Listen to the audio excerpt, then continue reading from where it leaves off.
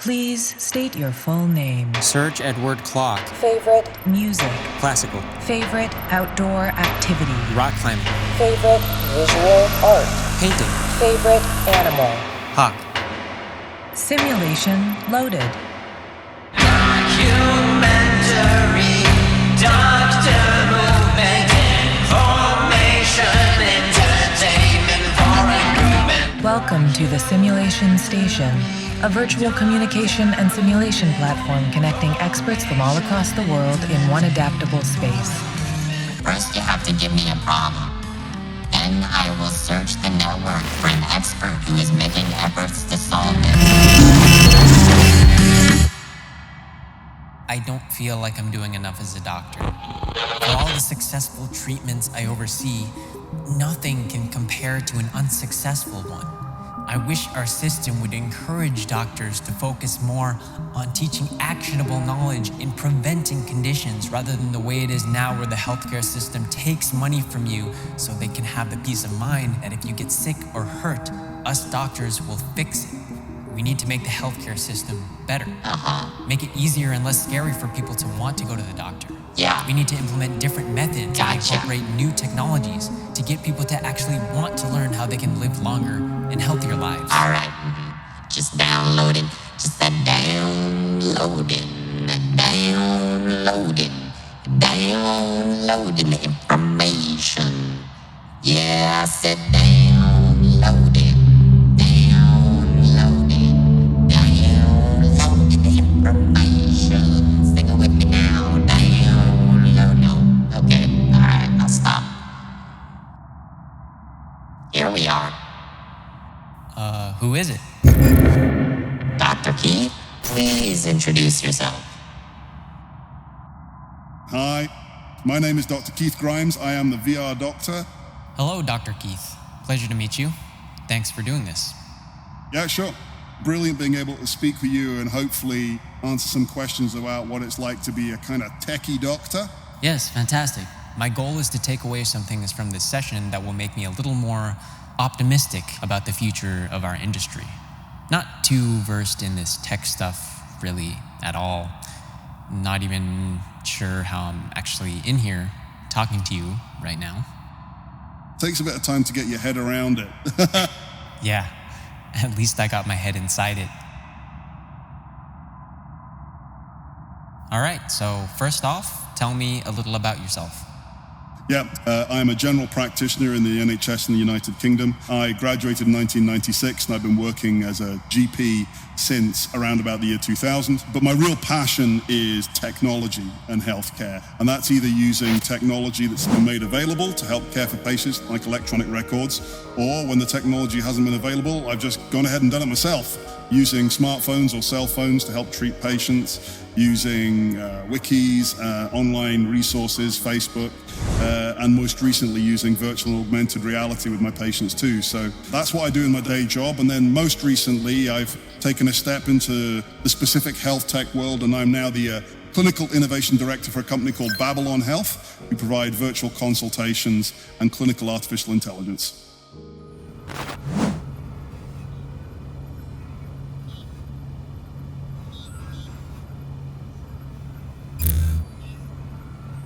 Like all good video game characters, I am programmed with a heartwarming backstory of overcoming hardship and adversity. My full name is Gerald Thomas Hawk, and believe it or not, I am a human underneath all this metal. I grew up a chubby boy in a small town to a single mother. Life wasn't easy. Because of the stress put on my mom to work full-time, a lot of our meals were fast food. I had all sorts of health issues that I was dealing with, from asthma to high blood pressure and eventually diabetes. I hated going to the doctor, but I loved going to school. Information was like my drug, and I devoured it, especially in math and science. My goal was to become an engineer. In and create new products to make people's lives better. I knew I needed to start with myself, but during my senior year of high school, I began to develop lightheadedness. Soon, it was happening daily, until one day I collapsed at lunch. So, before we jump into the more advanced tech like VR or AR, how can we use more accessible technologies to improve healthcare in the preventative space and also in the therapeutic space? Yeah, so it's a good question. It's a big question. But if we just break those into two really good examples, so the first one is about people who aren't yet unwell or who have conditions that they want to manage, the kind of preventative health thing. And simply put, using smartphones or cell phones to manage your health has sort of transformed how people can access healthcare. When a person has a condition that they want to manage, if they can help manage it themselves, it means that they're able to take more ownership of it and do more and help get better outcomes. Thankfully, it wasn't imminently life-threatening, and so I managed to avoid any bypass surgeries.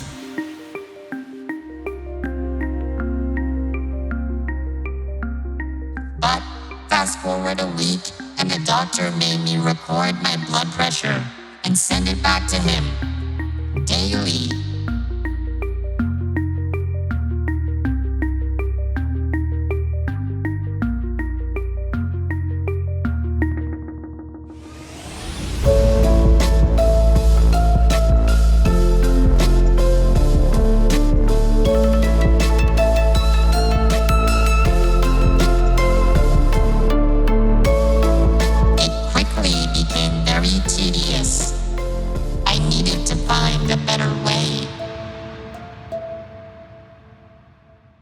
Even in a very simple way, if a person has high blood pressure, by measuring your blood pressure yourself and then recording those blood pressures, instead of writing them on a piece of paper, but keeping them on your phone, emailing them to your doctor, or even putting them into applications that can help advise on how to manage your blood pressure, along with lifestyle measures like exercise and reducing your salt intake and the like, the person can control their blood pressure better, which can in turn reduce the risk of them having serious disease later on.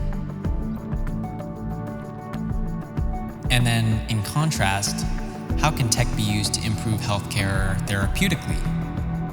So, well, let's stick with cell phones again for a second. So there are applications that people can use to help treat conditions. And a good example of that might be problems with sleep, insomnia. There's a company called Big Health here in the UK that's moved to the States, and they have an application called Sleepio. And what that does is that uses talking therapy called cognitive behavioral therapy, a way of thinking about mental and physical problems to help you treat them, and takes you in a guided way through that so it can actually help treat people that have sleep disorders without medication. It's been really impressive stuff.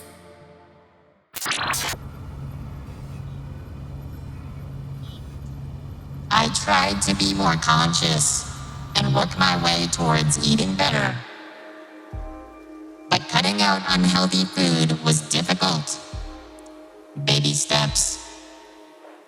The doctor said that another thing I could do was something called intermittent fasting, where I could still eat some of the things that I liked, but just limit them on certain days.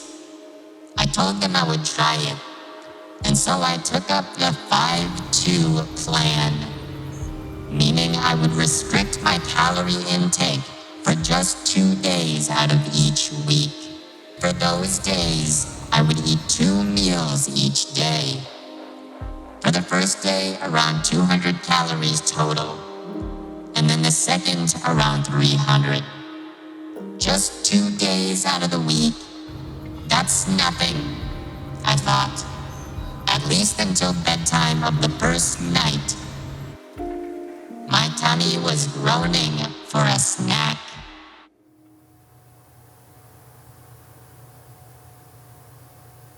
I can't do this anymore. I need a snack. Wait. Who said that? Shh, calm down.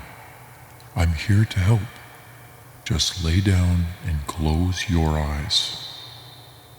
I don't know who or what you are, but why would I listen to you? You could be a monster under my bed for all I know. I suppose you make a valid point, but I'm not physically here, so I can't actually hurt you. Well, how am I supposed to see you if you're not here? That's what I've been trying to tell you. If you do me this one favor, I promise you, everything will be okay. Now please, lay down in bed and close your eyes.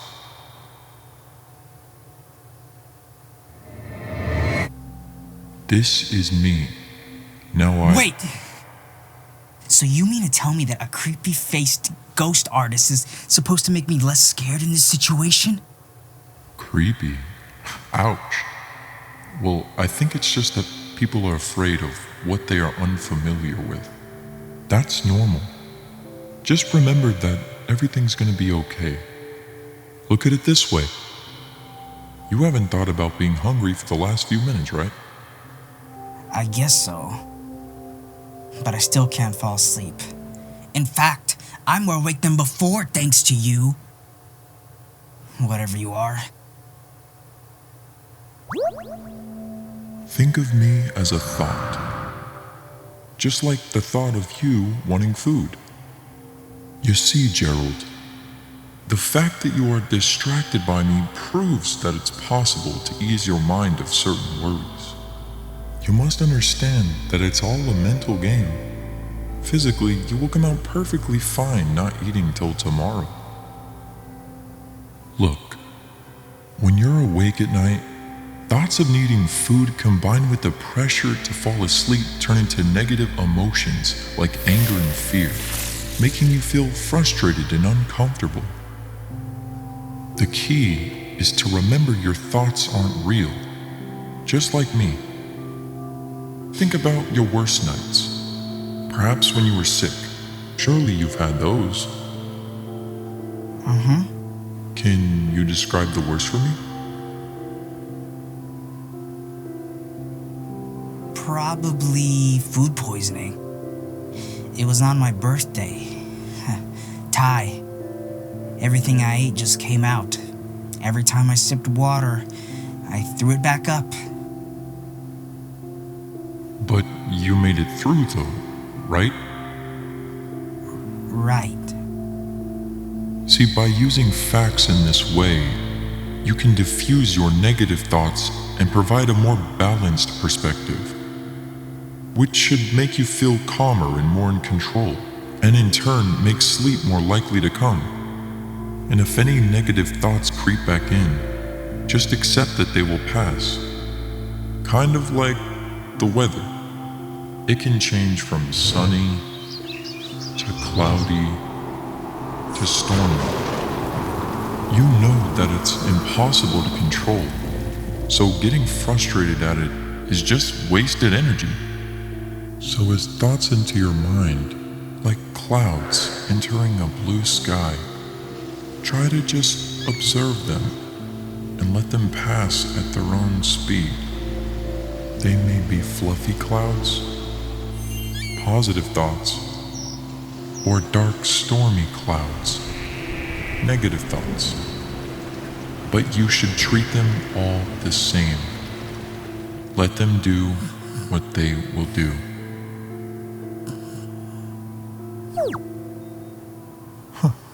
I wonder if he actually listened to my advice. Or maybe he just got bored by the sound of my voice. Alright, so let's just jump into it. For those who aren't super familiar with VR, AR, MR, XR, YR, ZR, all the R's that aren't the real one, can you provide a simple explanation? So, virtual reality, augmented reality, and mixed reality, or XR, they're all relatively new terms, and what they basically describe is the spectrum of how immersed you are in a computer-generated reality. So with virtual reality, like we are in just now, we've got headsets on, and it is replacing the outside world with a simulation. So that's kind of very immersive. And then as you come out of that into augmented reality, what you get there is that you get computer graphics overlaid over the outside world. A bit like a heads-up display in a jet fighter or a car or something like that. And so it augments what's around you. And then the final one is mixed reality. And what happens there is that the computer graphics and sound are overlaid over reality, but in a way that they interact. It could like have a graphic that would sit on top of a table, or if it was behind a table, it would be partially occluded, that kind of thing. Gotcha. So how can VR be used to help someone deal with issues? So because you can control what a person is seeing and hearing and how they interact with them, it becomes a great environment for them to deal with simulated realities. And where would that be useful? Well, a really good example might be a person who has a specific fear or a phobia. Let's say, for the sake of argument, that you have a fear of heights. Now, when you're inside virtual reality in the space, you're quite comfortable, but if we could replace that space with standing on the edge of a tall building, for example, and then all of a sudden you're visually surrounded by a 3D representation of being right on the edge of something high.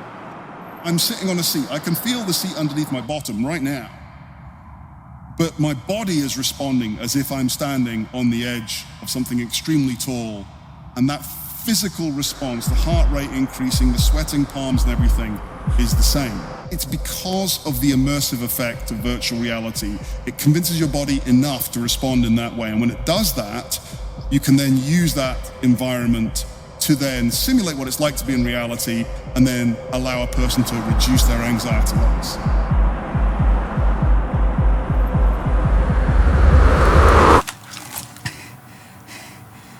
Good work, Gerald. 60 seconds on the ledge.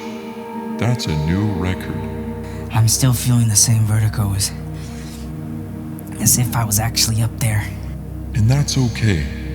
What we're doing is a practice called graded exposure, where we gradually introduce the fear while you are in a safe environment. And we do this for longer and longer stretches until you are no longer afraid. So if you want this procedure done, then we must get you to face this fear. If not, that's okay. We can stop this right now. No, I need this. I was doing so well with my health, keeping up my exercise, but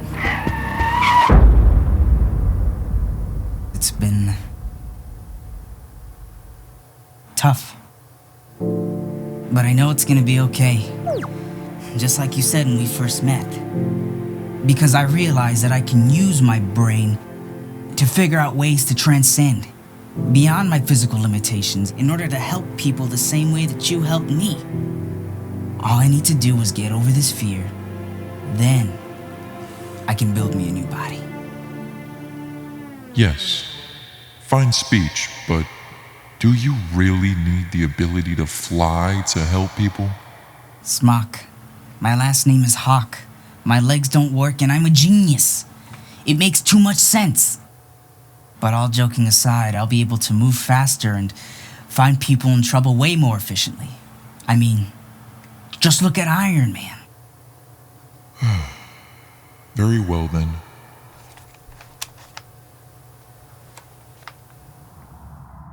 All right, so what would be your message to people watching this at home right now about the future of healthcare? Okay, well, if I had a message for anyone out there just now, whilst it's an opportunity to ask people to make sure that they take good care of their health and so on, I think what's probably more interesting is to say to people that because of technology, the way that healthcare is provided is going to change a lot. And so if you are a coder, if you're a data scientist, if you're an engineer, if you work in an artistic way, if you work as a VR 3D modeler, there's going to be a place for you in healthcare. And that's the most exciting thing. So if there's young people out there thinking, I really want to be able to work in health, but I don't want to do medicine or nursing or anything like that, we're going to need you to build the computers of tomorrow to help us provide care. Because the drugs of the future are going to be digital as well as medication. And that's the message I'm going to say to everyone. Healthcare is going to change a lot, and we're going to need some very different people working in it.